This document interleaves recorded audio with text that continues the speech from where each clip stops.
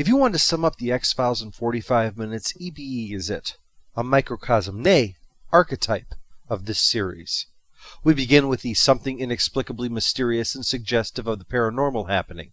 In this case, it's happening to an Iraqi pilot having a close encounter with a probable alien on a cow mutilation run to Earth, to earn its 10th stamp and a free large fry at Grigglegop's House of Yummers. But the Iraqi spoils those plans with a close encounter of the suck-it kind, courtesy of a missile. And next thing you know, some American soldiers on the Turkey-Iraq border are looking at some wreckage and a wheelbarrow full of paperwork. After the truth is out there, we find that a truck is out there, trying to avoid the persistent messing with the radio thing that all aliens love to do, and having to force the driver to listen to people do trucker impressions on the CB until the truck loses all power and the engine dies. All truckers know that this calls for a shotgun, so he heads back and sees the back of his truck open up and something hovering overhead, and he begins shooting at one of them. I'm not really sure which. But such behavior clearly calls for Mulder and Scully to come out and check out the scene of the whatever, setting up their standard X-Files roles. Mulder does something odd, in this case setting up a pair of synchronized watches and scanning things with this radar gun, while Scully gives all standard mundane UFO explanations, including the classic swamp gas. And that allows Mulder to make a fart joke in preparation for his dismissal of her theories, being convinced that all evidence supports his conclusions that this was done by aliens, probably mad at the trucker for insisting on driving in the passing lane. Next step is to go check out the driver, who is being held by the cops for conduct unbecoming a truck driver, and he's showing all the signs of Gulf War syndrome, yet, even though he's a vet, he claims he didn't have symptoms before last night and that he never fought in the Gulf. The cops interrupt, saying they've decided to forget the whole thing and please take all this crazy somewhere else. That means consulting some experts. These guys are like an extreme government watchdog group. They publish a magazine called the Lone Gunmen. And here they are, Langley in the Ramones t-shirt talking about having lunch with the guy who shot Kennedy, Byers in the suit talking about a CIA plot to put a commie back in charge of Russia, and Frohickey taking snapshots of Scully because he thinks she's hot. I'll give that one fair hearing. Scully's likewise bemused at the idea that the government, which frankly couldn't find its ass without an oversight committee for rectal tracking and identification, and that would still probably confuse it with a hole in the ground, could be responsible for this puppet master shit they're accusing it of. But the X-Files world is not our world. It's where monsters are real, aliens take people for experiments, and a government that will fake an attack on itself has the common sense to plant fake WMDs instead of just saying, "Whoops, guess we were wrong, hope you liked the war anyway." To support his theory, Byers takes one of Scully's 20s and tears it open to reveal the anti-counterfeiting measure inside.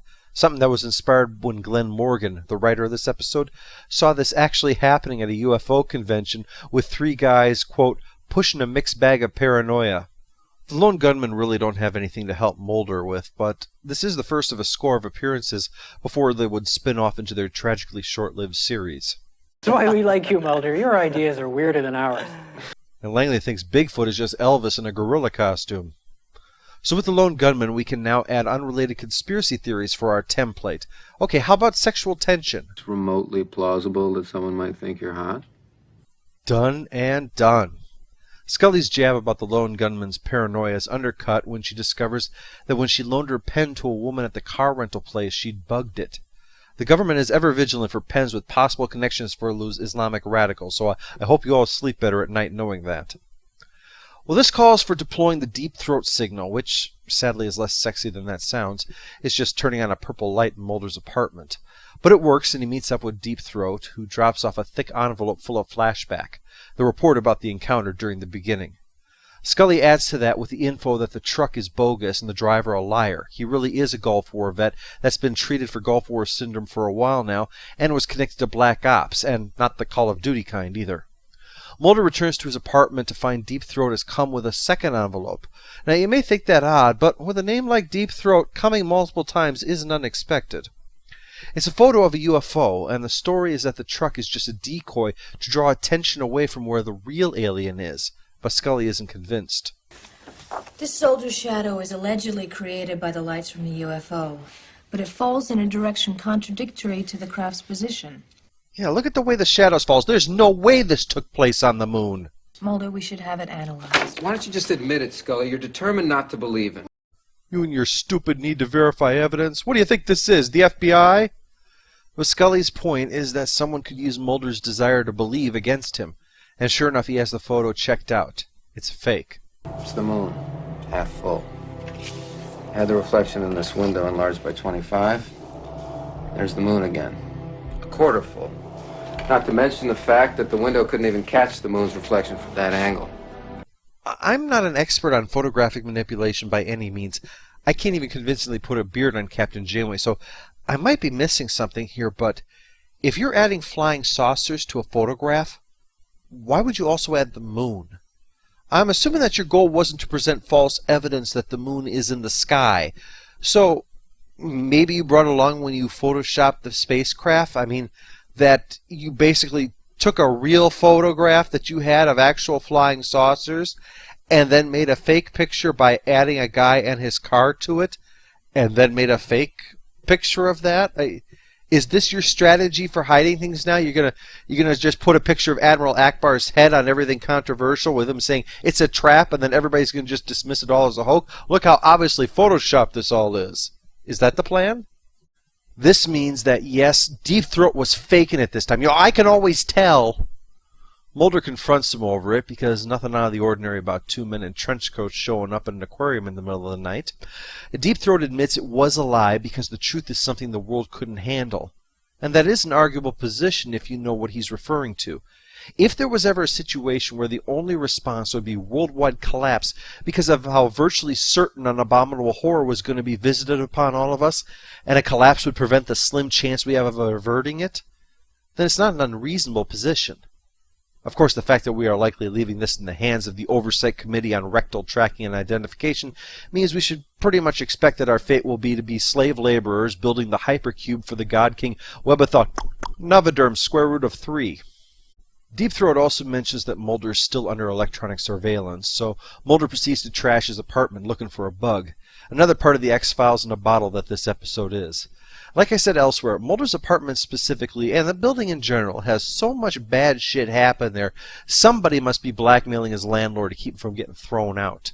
They find the bug and decide to fake that they're giving up, but it's not easy. They're being watched by all kinds, including, yes, Rick McCollum, producer of the Star Wars Special Editions. Aha! No wonder the change to that photo was so easy to spot. They manage to lose all their tails and rendezvous in Vegas, where they can now head after the truck. But it leads into some weird bright light electro-distorting thingy, and the truck is found empty of driver and alien passenger. But Mulder figures out this was a hoax too, because nothing fancy has happened to his stopwatches, so case closed. Time to turn to ufologists, or is that UFOologists? Time to turn to the flying saucer watchers, who put Mulder on the trail to a facility nearby where lots have been seen. It may seem questionable, but hey, not every person who believes in extraterrestrial visitors is a nut job. That's an intergalactic space greeting. It means hello, space brothers. Though in any group of people there are bound to be at least a few. But he does point Mulder towards where the UFOs have been sighted, over a power station where the truck driver is also seen, confirming their beliefs that this is the place. Great. But how did they get in? Lone Gunmen. Dial a hack. Langley hacks them some IDs so they can get inside and look for the alien, called an EBE for Extraterrestrial Biological Entity. That's to differentiate it from when alien robots come and begin processing us into grease for their joints. But there are limits to what Langley can pull off. The EBE is in level 6, and they can only access level 5, so Mulder needs a clever plan. Who've identified themselves. Or a stupid plan. Perhaps a stupid plan will work. No, guess not. Luckily for Mulder, Deep Throat's been hanging out here and calls them off, and tells Mulder that his trip was for nothing because the alien's already dead. That after the Roswell incident, all the major powers got together for a secret meeting and agreed that if aliens show up, we murder them to death. I have the distinction of being one of 3 men to have exterminated such a creature. Exterminate! Exterminate! But Deep Throat confesses that he did this once before, and that's the reason why he helps Mulder, is to atone for deeds like that. But again, we don't know. We don't really know whether he's helping Mulder or just using him. But either way, Mulder winds up at the end of the chase with nothing, no evidence, only a remark that may or may not be the truth. I'm wondering which lie to believe. My dear doctor, they're all true. Even the lies. Especially the lies.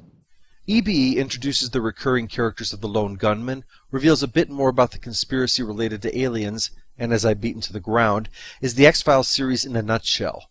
For that, it's labeled must-see as part of the show's myth arc. It's intriguingly giving us a trio of guys who are dismissed as paranoid, only to be followed up by an ever-growing atmosphere of real paranoia.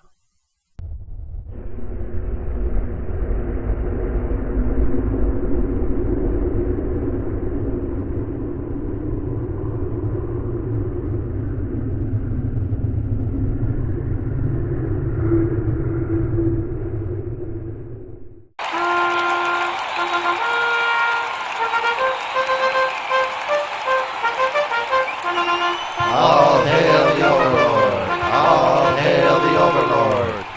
Mulder, turn the tape recorder off. Okay, it's off. Turn it off. It's off already.